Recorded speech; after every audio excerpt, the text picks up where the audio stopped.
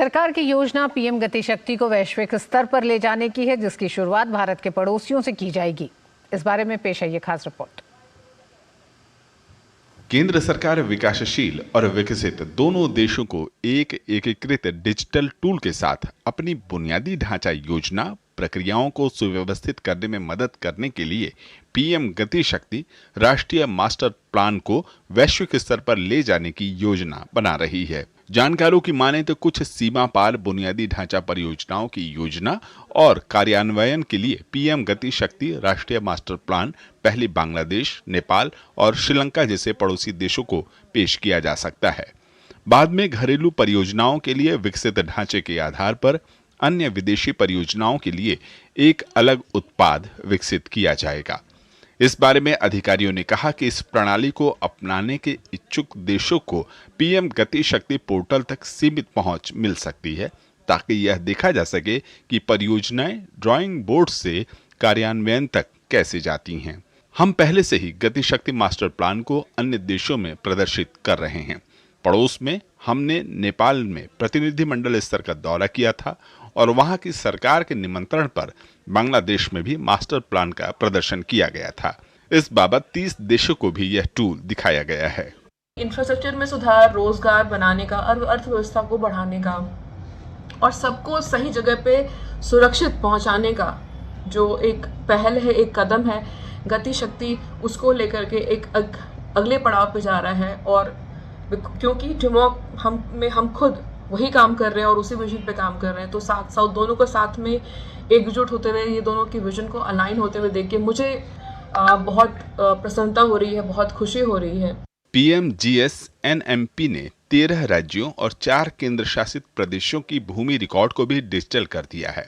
यह कार्यक्रम परियोजनाओं को लागू करने में लगने वाले समय और लागत को कम करेगा, क्योंकि यह हितधारकों को इस डेटा तक आसान पहुंच प्रदान करता है। कार्यक्रम के तहत डिजिटल भूमि रिकॉर्ड 249 डेटा भरते हैं। पीएम गति शक्ति को साझा करने के विवरण पर अभी काम किया जाना बाकी है। इसमें टूल के विशिष्ट संस्करणों को अपनाना या प्रत्येक देश में समान संस्करण विकसित करना शामिल हो सकता है। प्राइम मिनिस्टर गति शक्ति नेशनल मास्टर प्लान एक बहुत ही विजनरी प्लानिंग टूल है, जिससे अब हम रिजल्ट्स देख रहे हैं और बहुत ही इम्प्रेसिव रिजल्ट्स हैं कि हमारी प्लानिंग की कॉस्ट कम हो गई है और हमारी गति भी बढ़ गई है प्लानिंग में, और जो हम सैंक्शंस लेते हैं। तो अब ये जो हमको डेटा मिल रहा है लॉजिस्टिक्स कॉस्ट से कि first mile last mile connectivity issue है, या एक सड़क पर कंजेशन है, ट्रैफिक कंजेशन, उसको हमें ब्रॉडन करना है, या रेलवे लाइन में हाई डेंसिटी का कोई पैच है जहाँ पर हमको बॉटलनेक को ईज आउट करना है। तो ये सब जब डिसएग्रीगेटेड डेटा हमारे पास और भी रिफाइंड वे में फ्लो होगा बिग डेटा एनालिटिक्स के साथ, तो उससे हमारा प्लानिंग ऑफ इंफ्रास्ट्रक्चर और भी बेहतर होगा। योजना सबसे पहले उन देशों को टूल प्रदान करने की है जहां भारत पहले से ही परियोजनाओं को निष्पादित कर रहा है। अंतर्राष्ट्रीय सेवा में प्लेटफॉर्म पर अन्य देशों से डेटा मैप करना और फिर परियोजनाओं की योजना बनाना, या अन्य देशों को स्वयं परियोजनाओं की योजना के लिए टूल का उपयोग करने के लिए सीमित पहुंच प्रदान करना शामिल हो सकता है।